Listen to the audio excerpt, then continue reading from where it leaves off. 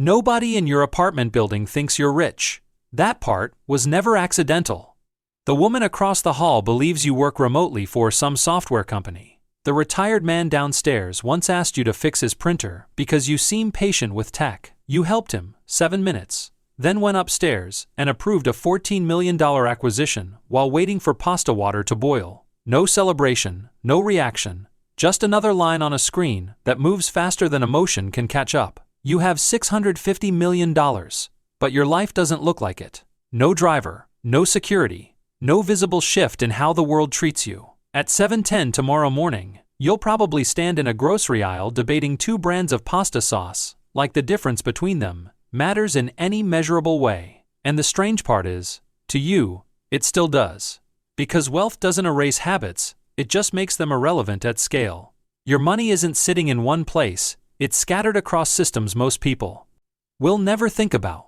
A chain of self-storage facilities in Ohio, 3 industrial laundromats outside Denver, parking structures in mid-sized cities where nothing feels like real estate, and an HVAC company in Indiana generating steady cash flow while its former owner now spends mornings fishing and telling himself he finally escaped pressure. Meanwhile, you still use a cracked coffee mug you've had for 9 years, not because you can't replace it, but because replacement feels pointless. Human beings misunderstand wealth because wealth has learned to hide inside inconvenience. The first million didn't feel cinematic, it felt like paperwork. You were 28, working in supply chain operations for a medical distributor in St. Louis. Fluorescent lights, long hallways, meetings where time felt heavier than information. One night, while reviewing inventory logs nobody else wanted to touch, you noticed something strange. Hospitals were over-ordering critical supplies by massive margins, not slightly, but systematically. Pallets of unused inventory sat in storage rooms because procurement teams were punished more for shortages than for waste. Fear created inefficiency. Inefficiency created liquidation.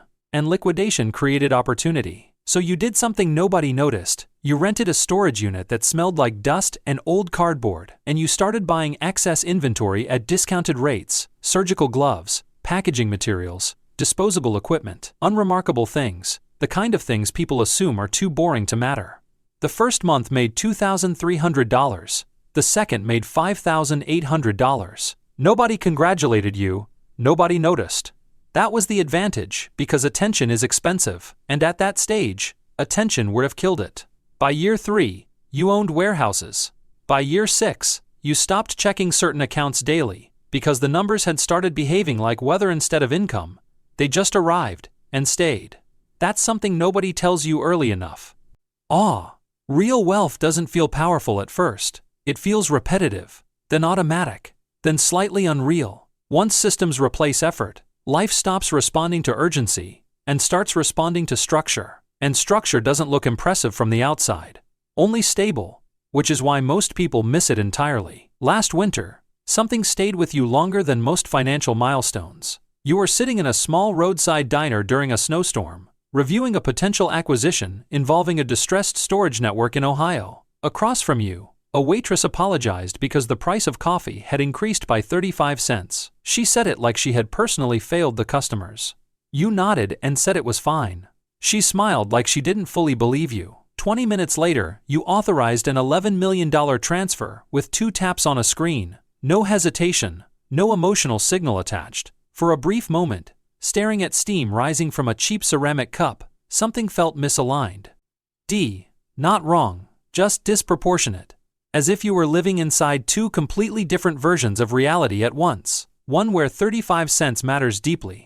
Another where 8 figures move silently without resistance. That night, you got a message from your older brother. You haven't spoken in years.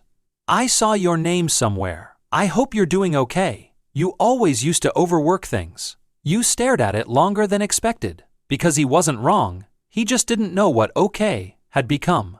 Back then, when you were still building, he once said after hearing your early business idea, you always pick the boring things because you're afraid of failing in public. You didn't argue. You just kept going. Somewhere between boring decisions and invisible compounding, the definition of failure quietly changed.